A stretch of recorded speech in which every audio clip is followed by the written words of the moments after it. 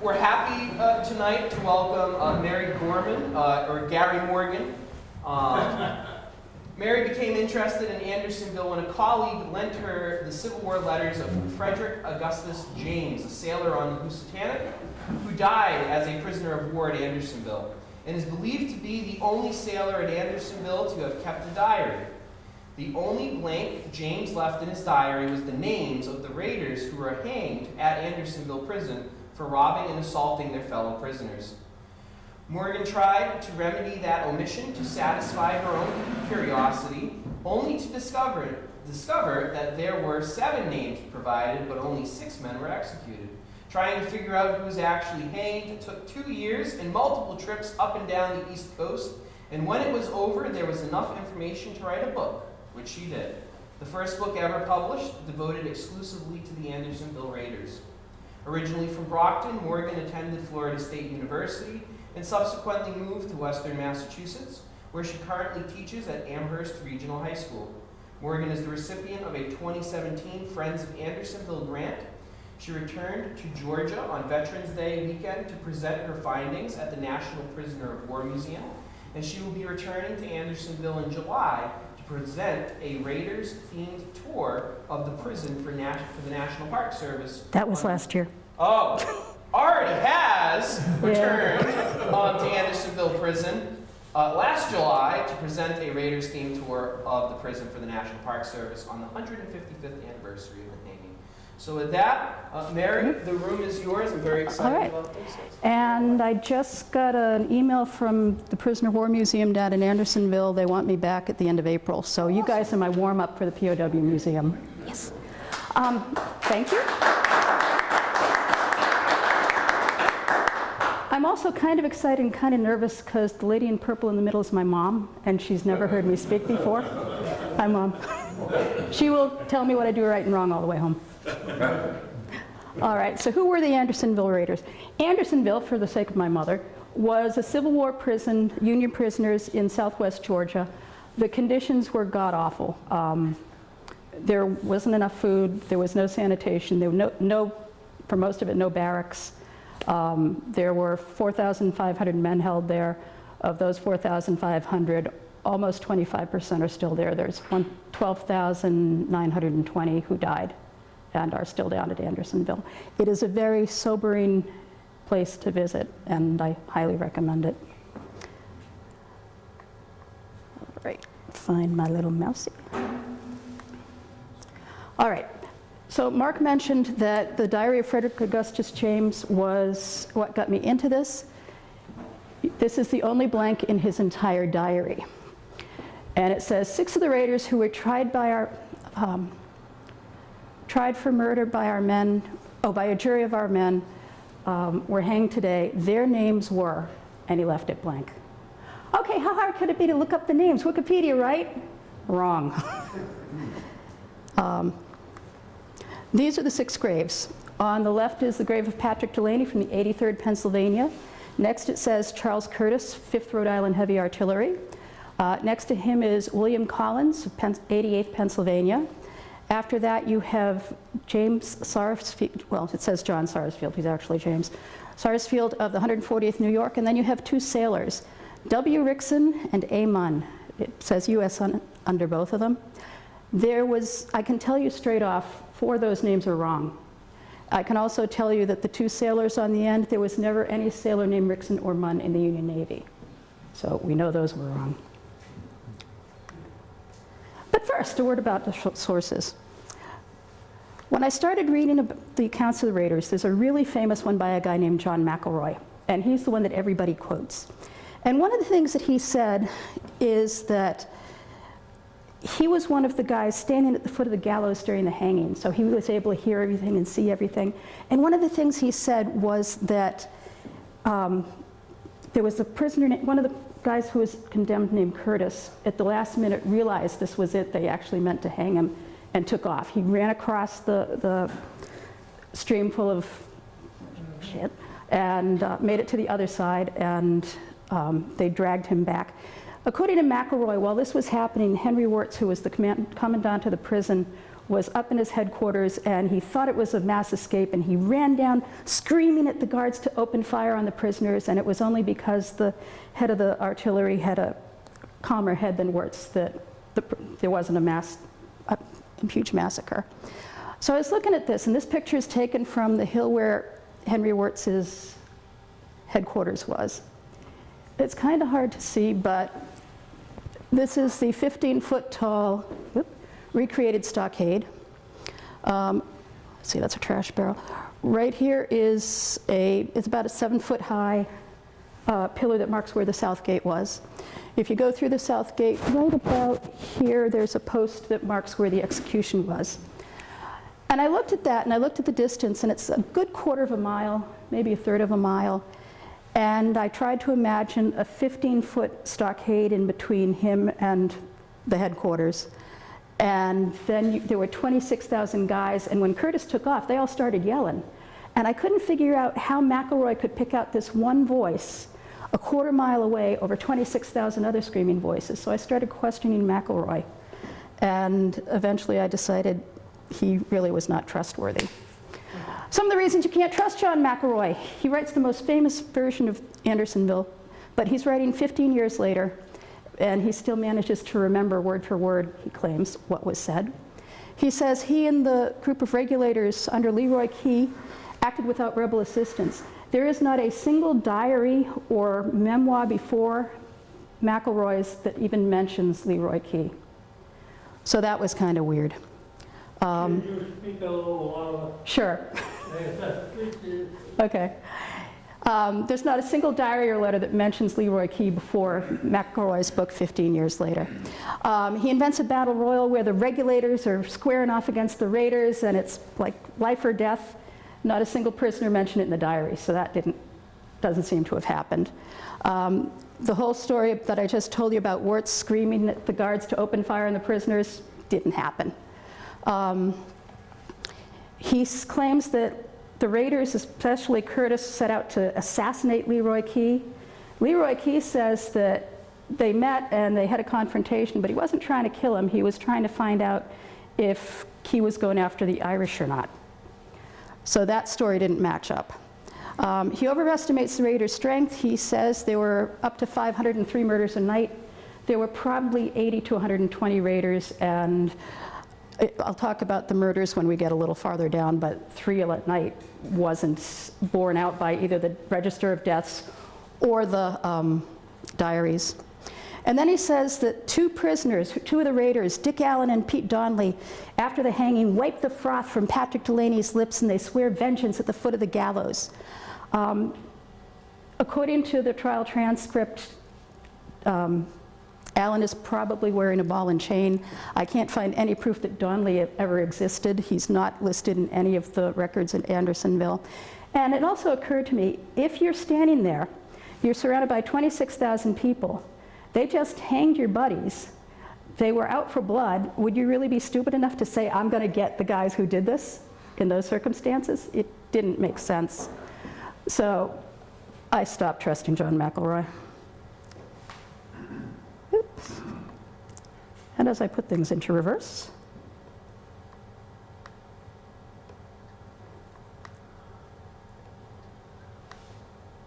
all right. There's another really famous account by a guy named John Ransom. Can't trust him either. He says in his book that the hangings take place on July 12th. They actually take place July 11th. He says 2 of the raiders were named Rickson and Munn, and they were hanged, but these names don't ever appear until they go to set up the cemetery. And like I said, they can't find any proof. There is no diary or mention of a Rickson or a Munn prior, well, there is one, but prior to the cemetery. He says the hangings happened at 11 o'clock in the morning. They actually happened about 5 in the afternoon. This is my favorite. He says Sarsfield was a lawyer who had fought for 3 years. He'd been wounded in action, promoted to lieutenant.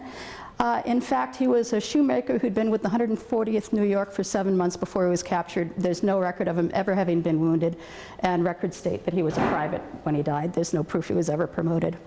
He said Curtis tells him to hurry the execution along. Remember, Curtis is the guy who runs away and gets across the river trying to escape his doom. He didn't tell him to hurry along. And he says that Munn was a poor Irish lad In fact, he was a 22-year-old seaman who had at least 4 years of experience, and his name was Andrew Muir. We'll get to him.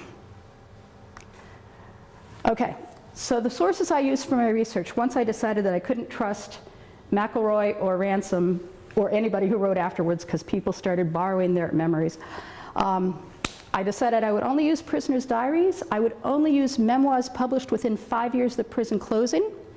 I would use regimental histories, compiled military service records. None of these guys had pension records because, hey, they were executed.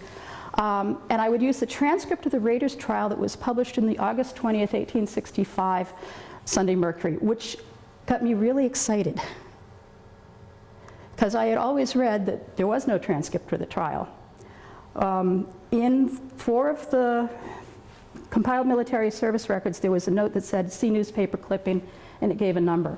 When you sent to the National Archives for that newspaper clipping, it was a transcript of the trial by the court reporter.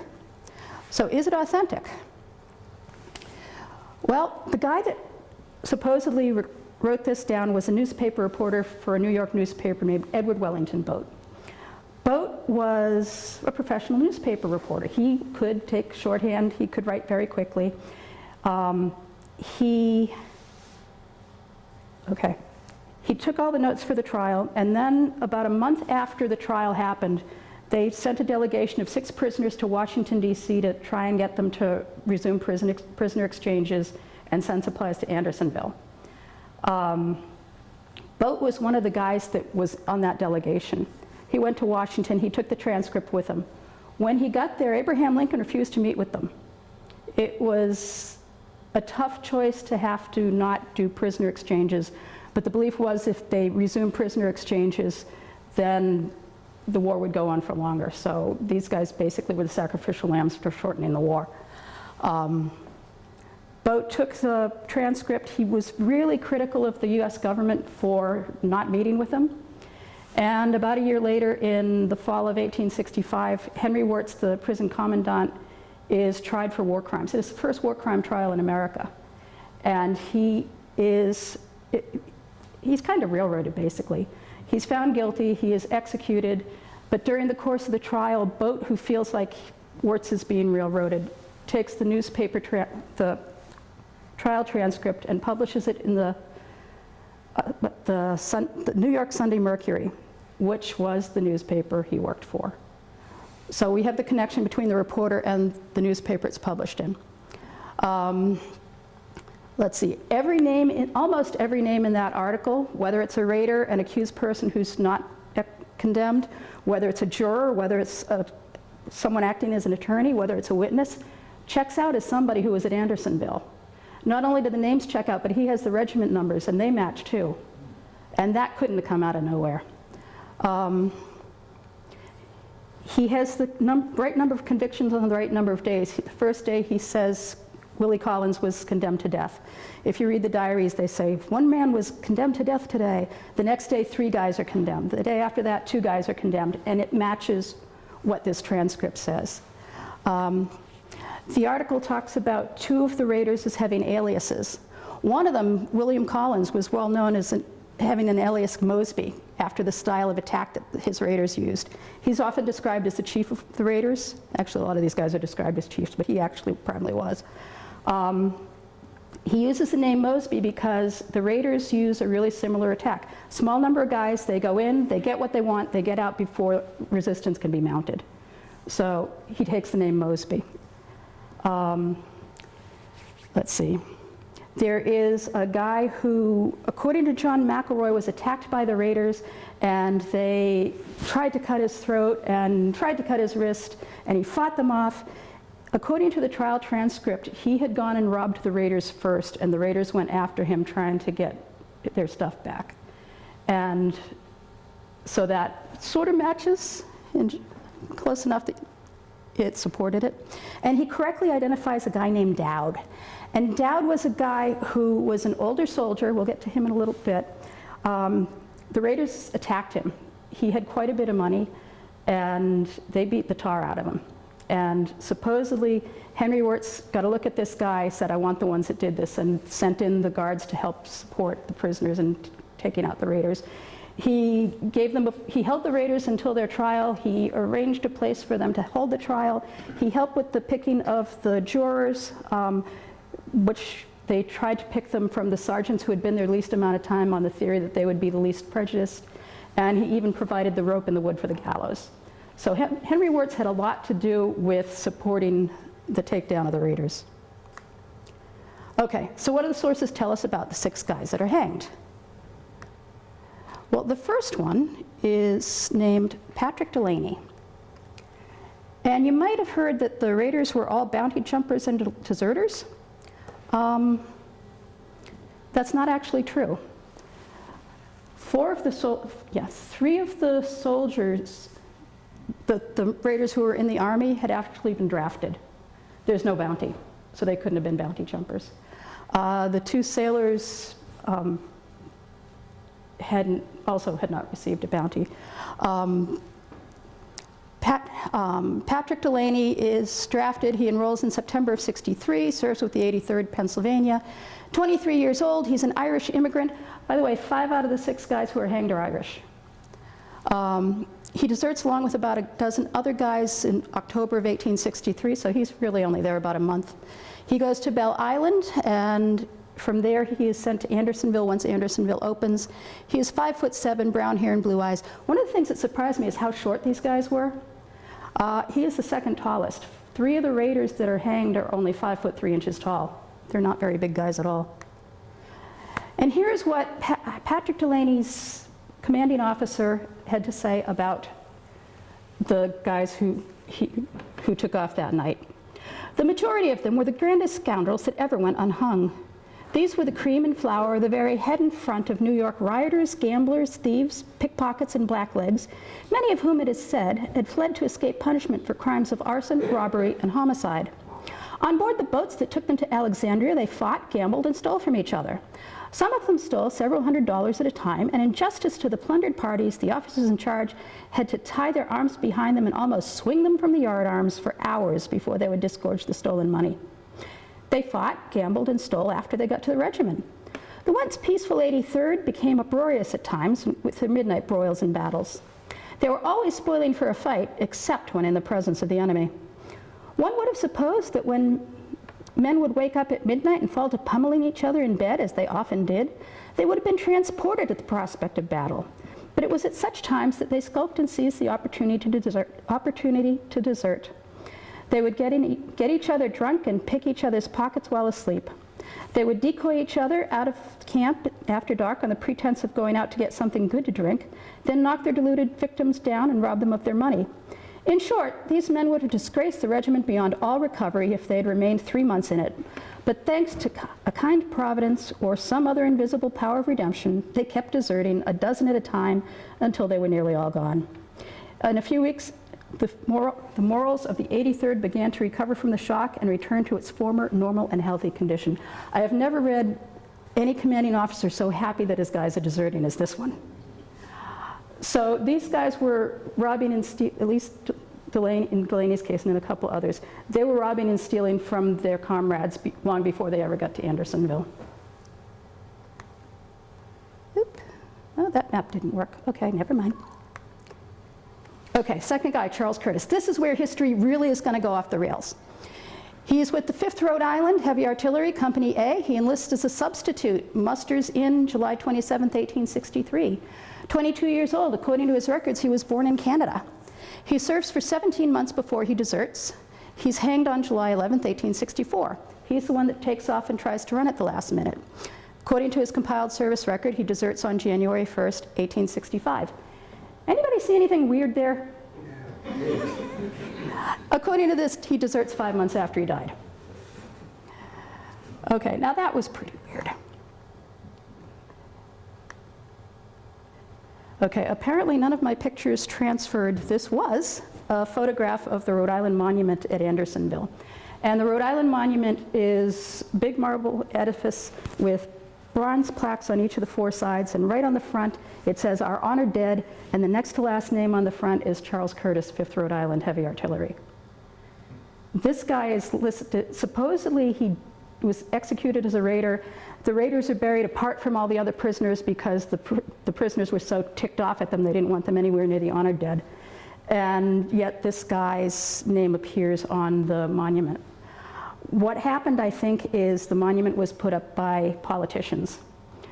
At the dedication, there are only 3 vets who attend. One of them was actually a Rhode Island soldier who was at Andersonville. The other 2 were Rhode Island guys in Massachusetts regiments. So I think they just looked at the list, saw Charles Curtis, and stuck him on there. Okay. This is going to kind of fall apart because something I really need isn't there. All right. Can I just try one thing? I don't know if this is going to work or not. Ah, there we are. This is my Salisbury talk. Oh, here we go. I'm going to switch over to this for a little because the pictures came. All right, kind of hard to see, but the next to last name, Charles Curtis, 5th Rhode Island Heavy Artillery.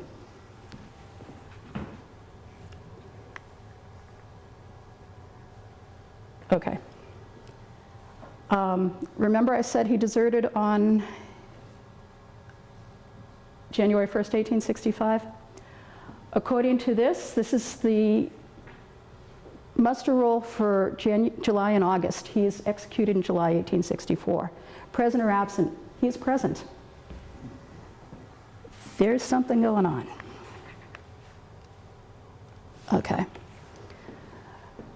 There were 2 original registers of death. One you probably heard of. It's kind of famous. There was a prisoner named Dorrance Atwater, and before he left, he was a clerk in the hospital. He copied the entire list of people who had died up to the point where he'd left. The other was the original Confederate register of deaths that was kept at the prison. Atwater's copy, there's a long convoluted story, but the original copy was used to help establish the National Cemetery and identify all of the dead. It was destroyed in the 1906 San Francisco earthquake.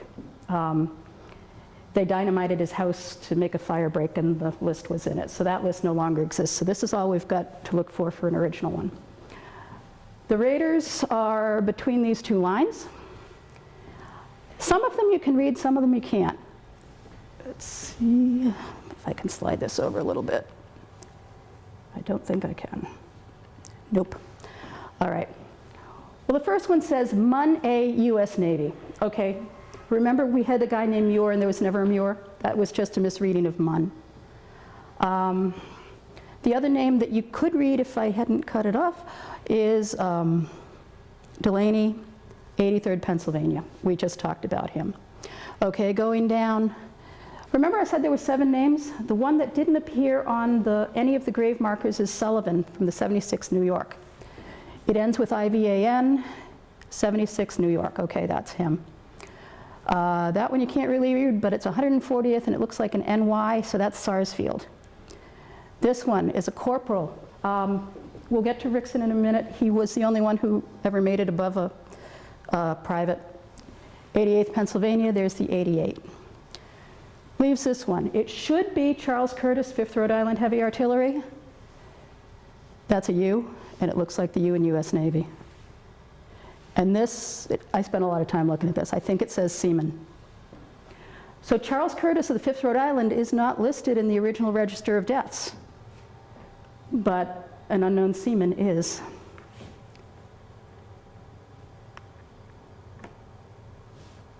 Oh, there's a slightly better copy. So you have Muir, Sullivan, Sarsfield, Collins, unknown sailor, and Delaney.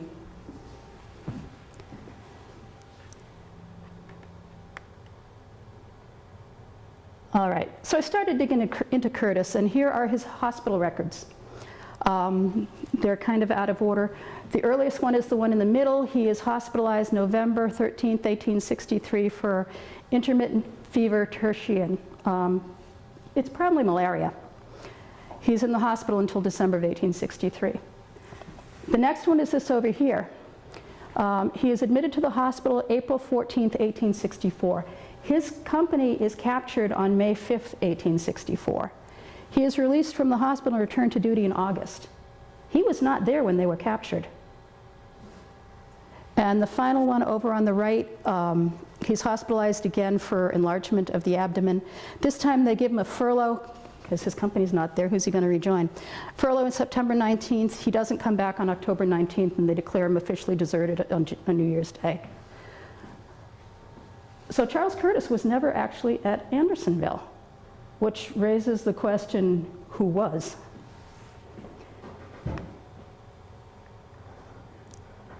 Okay, that's a really kind of wobbly picture, but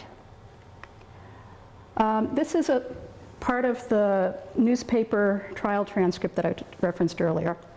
It says, Richard Allen, 83rd Pennsylvania, Company K. William Rixson, W-R-I-X-O-N, alias Curtis, Steamship Powhatan, Thomas O'Connell, 9th Maryland, Company D, were put on their trial charged with the same offenses as those previously tried. Okay, William Rixson, W-R-I-X-O-N. The name on the grave is William Rickson, R-I-C-K-S-O-N. Earlier I said there was never anybody named Rickson with a C-K in the Union Army, nor was there ever anybody named Rickson with a W and R and an X. But there was somebody with a really similar name, and that guy was a prisoner at Andersonville, I think. Frederick Augustus James, the guy who had the diary, was captured at the Second Battle of Fort Sumter. You've never heard of it. It lasted 20 minutes. They captured about 120 guys. And when I was studying Fred James, I got a little bit obsessive, and I tried to trace everybody that was captured with him. William Rickson disappears. He's not listed at Andersonville. Frederick James and 15 others end up going to Salisbury prison as hostages, which I'd never heard of hostages either. Basically, if you were a hostage, the government said, okay, you have one of our guys and you're threatening to hang him. If you hang him, we're going to hang these guys. So it's kind of really barbaric, but that's why they moved these 17 guys to Salisbury to hold them kind of as hostages for the life of a Confederate pirate named John Yates Beale. Beale eventually is let go. He goes forth and he plunders some more ships, and they end up hanging him, but the guys at Salisbury eventually end up at Andersonville. Now, I know from one of Fred James's letters home that he was in Detachment 69, Mess 2. When you arrived at Andersonville, you were assigned to what they called a mess. This was how they counted you if they needed to do a head count. This is how they distributed the food. They gave the food to the sergeant of the mess, and it was his job to divide it up between however many, 90 people. You would be given the same mess number as the people who arrived at the same time as you. According to the hospital register of deaths, it's really hard to see, but Rickson is 69-2. So he arrived at the same time as the sailors who were captured at Fort Sumter. But there is no record of him ever actually being at Andersonville. And that is because, and this took me a while to find, this is a letter from a prisoner who was at Salisbury, and he was at Andersonville, and he wrote a letter to the National Tribune, which eventually became Stars and Stripes. And he says that he was there at Andersonville and he saw Curtis. He says, I was in Andersonville and remember the hanging of the raiders. I knew Curtis, who caused the stampede by running from the big gate into the creek. He was sergeant of the floor at Salisbury and a member of the gang of deserters from our army. I do not know that that fellow had been sent to Andersonville until several of them were hung. Paul Grogger was on the top floor of the mill building at Salisbury prison with Frederick Augustus James, and this is more evidence that the sailor named William Ritson, R-I-T-S-O-N, was also there and then moved on to Andersonville. And just because I'm really kind of compulsive, according to Frederick James' diary, when they came to the mill building, We had the upper floor to ourselves, but as fresh fish had been sent there from time to time, we were obliged to give up some of our surplus room. There were 70 men and 1 lieutenant. 4 prisoners who managed to escape from cars while being conveyed from Richmond to Americus, but were retaken before they reached our lines, had been added to our number. Grogger says in one of his other, he wrote to the Stars and Stripes fairly often, to one of the others that he had been captured, and then while on the railroad train on the way to Andersonville, he jumped off and was captured again and sent to Salisbury.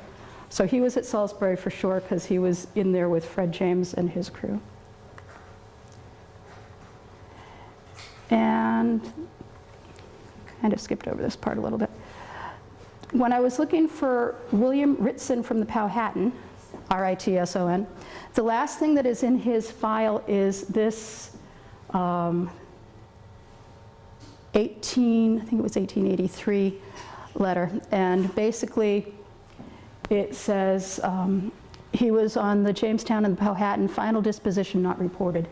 They don't know whatever happened to him. He was captured and then he disappears. I think he was captured, he changed his name to Curtis because if you're going to commit crimes, you don't want to commit them under your own name. I have no idea how he came up with the name of an actual person. The only thing I can come up with is geographically, Ritson was in Charleston Harbor and the 5th New York Heavy Artillery were on the shores of North Carolina. That's the one piece I can't put is how did he get this guy's name?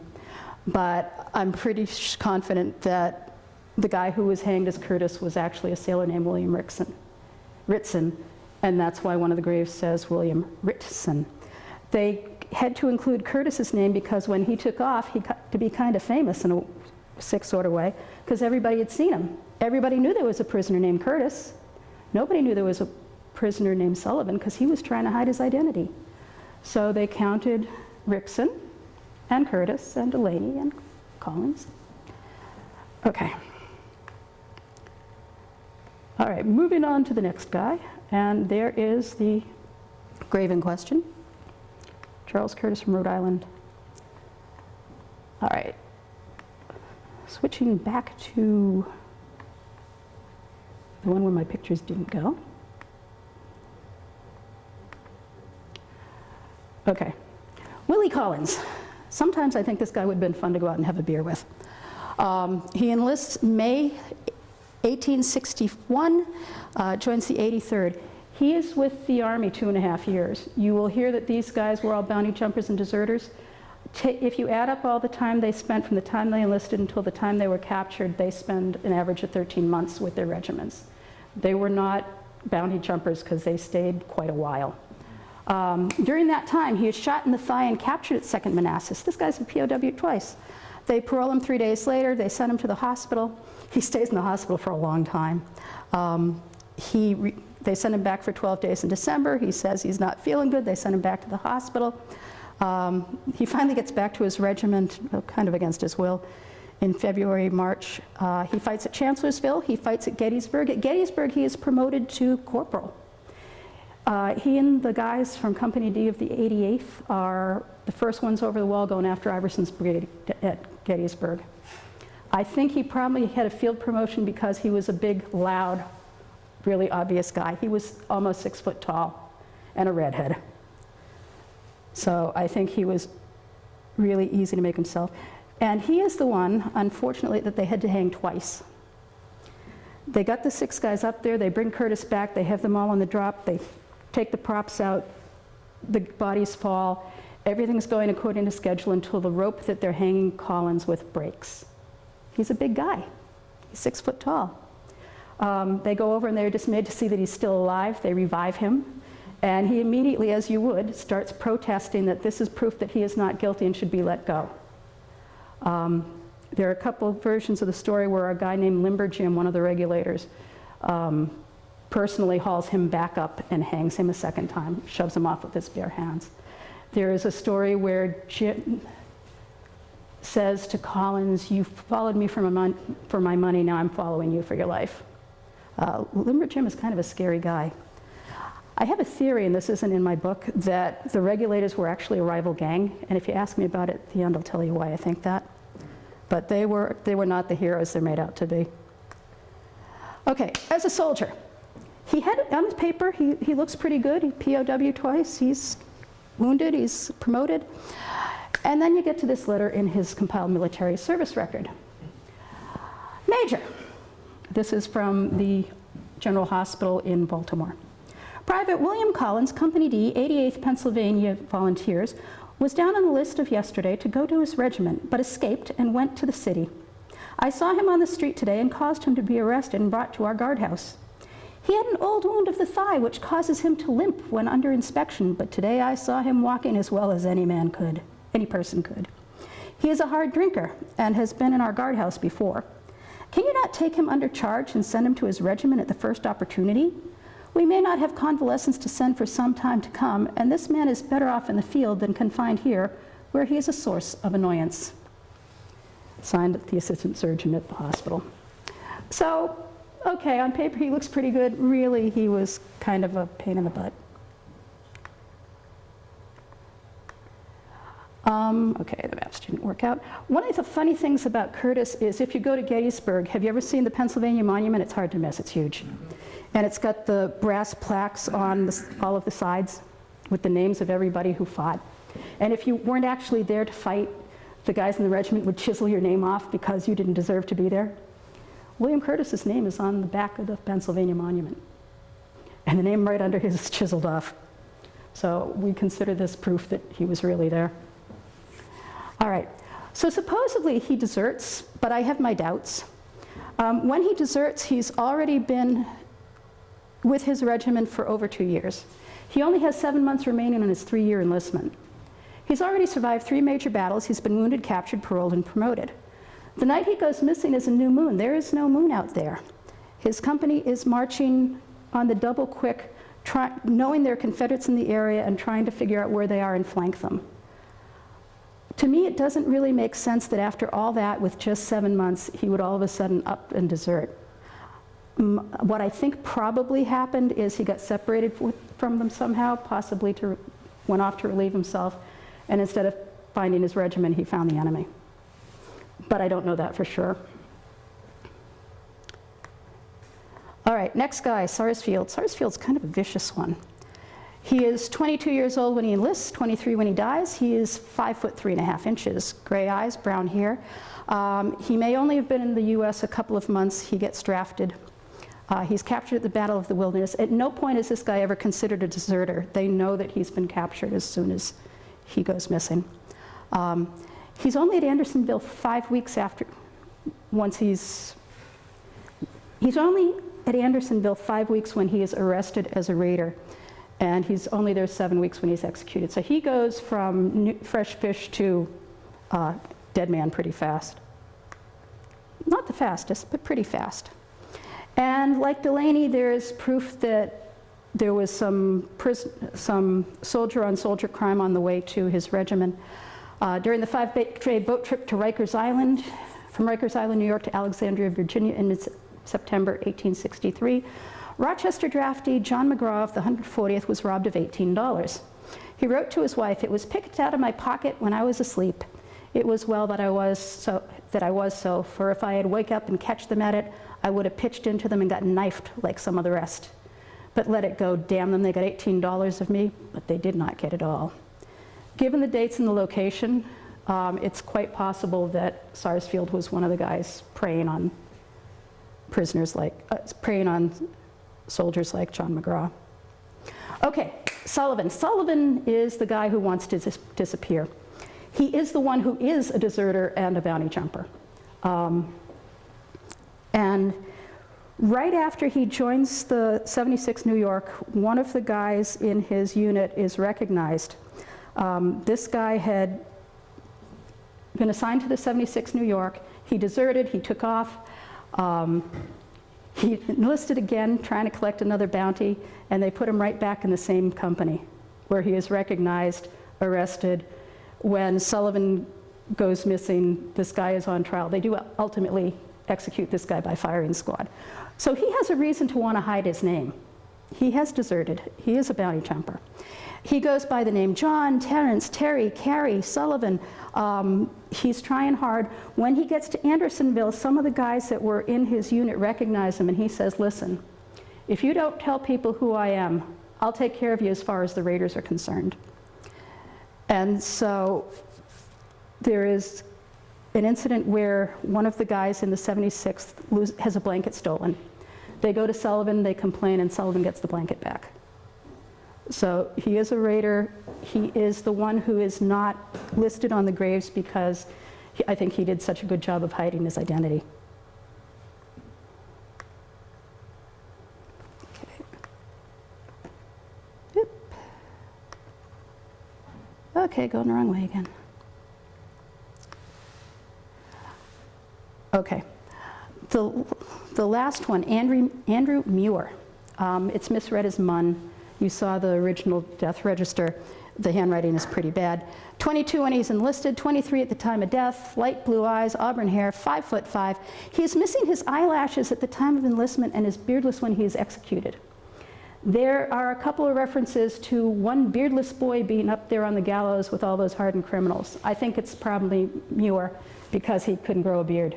There is a medical condition called alopecia where your body's immune system attacks itself and the hair follicles, and you can't grow hair on different parts of your body. He doesn't have eyelashes. When they go to hang him, he's been in the stocks for the last 2 weeks. I don't know that he's had any access to shaving materials, but he still doesn't have a beard. I suspect he may have had alopecia. And that's why people mistake him for being younger than he actually was. He is kind of sad because he has been with the Navy for an entire year. His enlistment is up. All he needs is transportation home, but the Navy won't let him go home until they can get replacements. And at this late in the war, they're having a hard time getting replacements. While he is waiting for replacements, his ship, the Water Witch, is boarded by a Confederate boarding party. Some of the guys whose enlistment were up didn't fight back. Some of them even hid in the wheelhouse. I'm sure if they knew what was coming, they would have fought back. So he is captured on June 3rd. He shows up at Andersonville on June 7th. He is arrested on June 29th, and he is executed on July 11th. That's a really fast fall from grace. The reason I think he is hanged is because he takes part in the attack on a prisoner named Dowd. And this is from the trial transcript. A soldier named Newton Baldwin of the 76th New York, which is Sullivan's regiment, reported that saw Muir engaged in robbing Dowd. Saw him on top of Dowd trying to cut out his pocket and fumbling with it. First time he saw Muir engaged in robbing was when he and the others attacked the orderly sergeant, i.e. Dowd. So I think that's what, if you read the transcript, Dowd is attacked by 4 guys, Delaney, Sullivan, Sarsfield, and Muir. And I think that's what did them in. There are 15 guys who were tried altogether. 3 of them are actually acquitted. Some of them are sentenced to ball and chain. Dick Allen was one of those. And the 6 who are condemned. Of the 6 who are condemned, one of them is Mosby Collins. He's the one that I think is kind of like a prison crime lord. I don't know that he actually committed the crimes himself, but he was the one that organized them. There are the 4 guys who attacked Dowd, and then there's Curtis. And there's something going on between Curtis and the guys who are mentioned as being regulators. The regulators are supposed to be these good guys who get together and persuade Henry Wirtz to let them go after the raiders. It's hard to trace them because they have fairly common names. One of the regulators, Thomas Larkin, had actually been in prison for attempted murder when he was released to go fight in the army. Not long after the hanging, he joins the Confederate Army, becomes a galvanized Yankee. He shows up at the end of the war and presents himself at the lines saying, "I'm an escaped prisoner of war." They take him in, and within a week or 2, he is arrested for robbing a soldier who just got paid. So he is not a hero. There is another one who in the book is referred to as Ned Johnson, which was actually a pseudonym for a guy named William Hall. William Hall sets himself up as a detective in Philadelphia after the war. And he eventually is hired by a woman who, her husband has left her and he has taken her daughter and she wants the daughter back. It takes him about 4 days to find the daughter, but he doesn't tell her he's found her. He keeps charging her money to keep searching for her. And then he convinces her that her husband is going to have her put into a mental asylum so that he can control the kids and have all her money too. And so he starts charging her money for protection. And it eventually all falls apart and turns out he had made up all of it and he ends up going to jail too, so he was a piece of work. So the regulators are not necessarily the heroes that you've been told that they are. All right.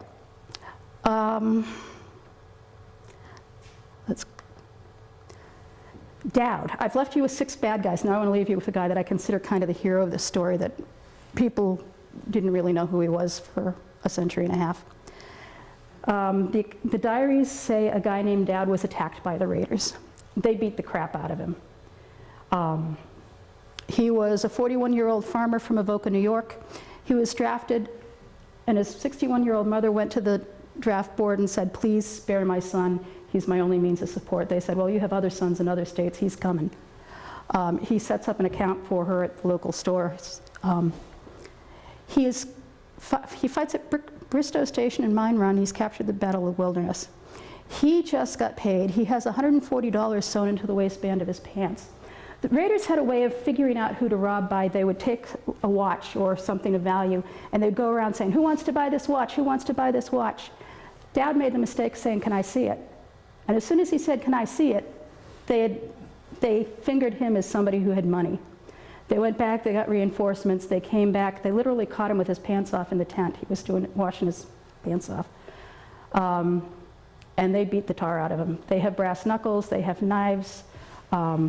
They beat him so he's not recognizable, basically. He is robbed by Sarsfield, Sullivan, Delaney, and Muir. Once he is beaten and Wirtz sees him, Wirtz lets him have liberty. He can go anywhere he wants within 2 miles of the camp, doesn't have to stay in the stockade anymore. He is actually going to be one of the last prisoners they let go. And I think it's because he is such a mess that they are afraid what the ramifications will be if the Union forces see what happened to him. He gets home. He can't work as a farmer anymore. His head troubles him for the rest of his life. He tries setting up a cooper shop, but eventually he can't even do that. And he finally dies in 1869, 4 years later. There is a memoir by a guy named Urban, John Urban. And Urban says, I'm the guy whose beating brought down the raiders. And I think he actually believed he was. I think he was assaulted the same day as Dowd.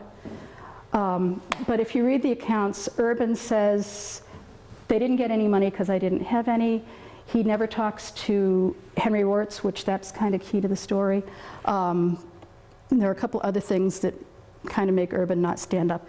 This guy, we know from his compiled service record, did get the tar beat out of him. And it says in his service record that he was beaten by a gang of New York thugs. And this is from his service record, or his mother's pension record, sorry. On or about the 1st July, 1864, there was a riot among a party of New York roughs, prisoners, and they attacked this John O'Dowd, and he was badly beaten and robbed of money and watch. He was much disabled. He was taken outside by Captain Wirtz, who thought he was nearly killed, and I never saw him again till I met him in Avoca, Steuben County in July 1865, just after his discharge. He was much disabled and continued so till his decease in 1869. He informed me that his head always troubled him after his beating at Andersonville. The one thing I am proudest of in this book is being able to tell you that John Dowd was the guy who ended the raiders, and he's never gotten any credit, and I really think he should. Thank you. That's it.